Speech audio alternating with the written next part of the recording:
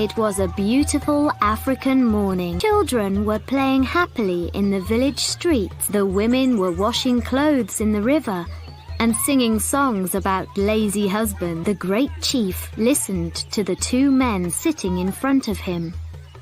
Great chief, the man next to me is a thief, said the older man. Is that really so? Replied the great chief. Then tell me, what did he steal from you? One of my sheep, answered the old man. And what is your answer to that? The great chief asked the younger man. Why steal sheep, great chief? Replied the young man. I have lots of them. If I need more sheep, I buy them. I don't steal them from other people. He's the thief, not me. The great chief looked at the far mountains and smiled. Then he looked at both men. Was the young one lying? He wasn't sure. But the old man didn't have the look of a thief. This was a difficult problem. He wasn't going to find the answer in just a few minutes. But the great chief liked problems like this more than any other. It took some time to find the answer. People came to him from very far away to ask him to be the judge of their problem. The great chief liked this also. I have a question for both of you, said the great chief. The person who finds the solution will keep the sheep. Go home and think about this question, and come back only when you know the answer. What's the fastest thing in the world? Don't come back until you have the solution. The two men left the great chief's house. The old man was sad. How could he find the answer to such a difficult question? When he got home, he told the question to his daughter, Zia. She was a beautiful, happy woman who liked helping others. She was young, but she was also very wise. I know the answer, Father, she said. It's time. The old man went back to the great chief's house. The great chief was surprised. You're back again? Not even 1 hour has passed, and you already have an answer to my question? Yes, great chief, replied the old man. It wasn't so difficult. So tell me, what is the fastest thing in the world? Time, answered the old man.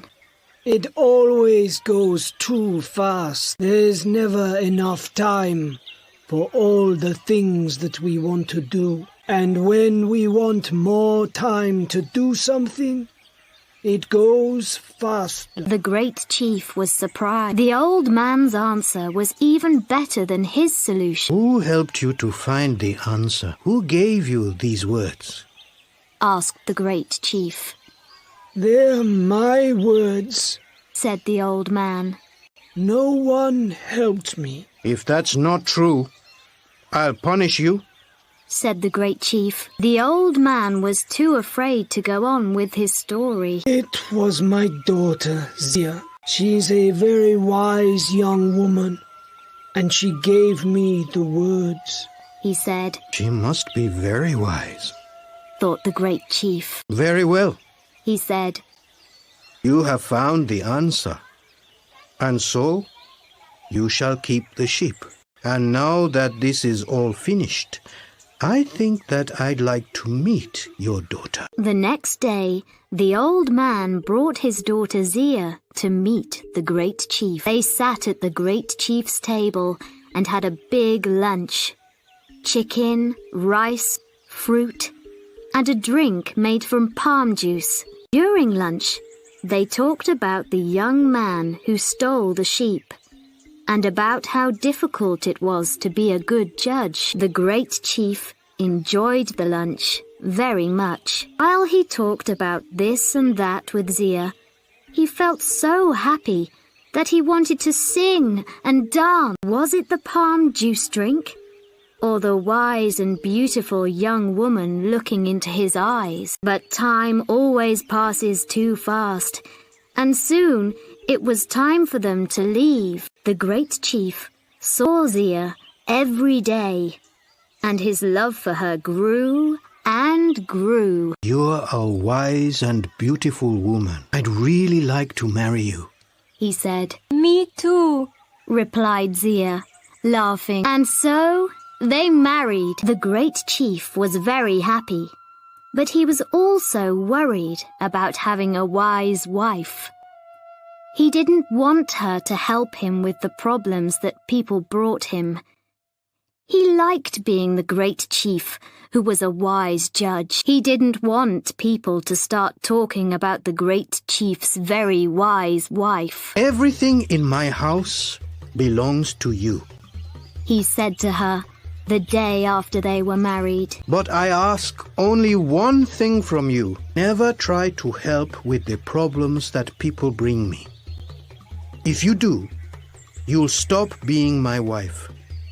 I'm saying this to you only once. Zia listened without looking at the great chief. When he finished, she smiled. Zia and her husband were happy, and life went well for a time.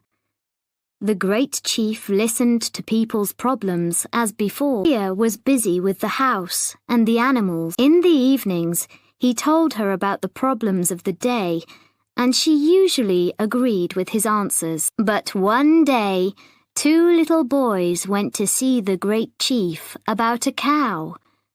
Each boy said that it was his cow. The great chief gave them a very difficult question to answer. Zia knew which boy was telling the truth, because she often saw him in the fields with the family's cow. When he walked past her that afternoon, he was crying. Zia spoke to him. Tell me, little boy, what's the matter? She asked him. The great chief gave us a question that I can never answer, He said sadly. What did he ask you? His question was, what's the biggest thing in the world? Zia knew that she mustn't help the boy, but the answer was easy for her and very difficult for him. And he was telling the truth about the cow. Go back to the great chief now, Said Zia. Tell him the answer in these words. It is air. Air is all around us. When we walk, in front of us, there is only air and more air. When we look up at the sky, there is air as far as we can see. The little boy went to see the great chief. He said the same words that Zia told him. This time, the great chief wasn't surprised. He was very angry. Who helped you find this answer? He shouted. These words are too wise for a young boy. Who gave them to you? They're my words, great chief, Said the boy. No one helped me to find the answer. If this isn't the truth, I'll punish you. Said the great chief. The boy was afraid. It was your wife, Zia. He said in the end. The great chief was very angry with his wife. That evening, he spoke to her. Didn't I tell you that everything which I have belongs to you? You have done the one thing, the only thing that I asked you not to do. Now take what belongs to you and go back to your father's home. Before I go, can I make you one last meal? Asked the woman. Then I'll take what belongs to me and go. Yes, Answered the great chief. make what you want to eat. Take what you want to take. Just be sure that you're not still here tomorrow. Zia cooked the great chief's favorite meal, chicken with rice and vegetables. While he ate, she gave him a strong drink made from palm juice.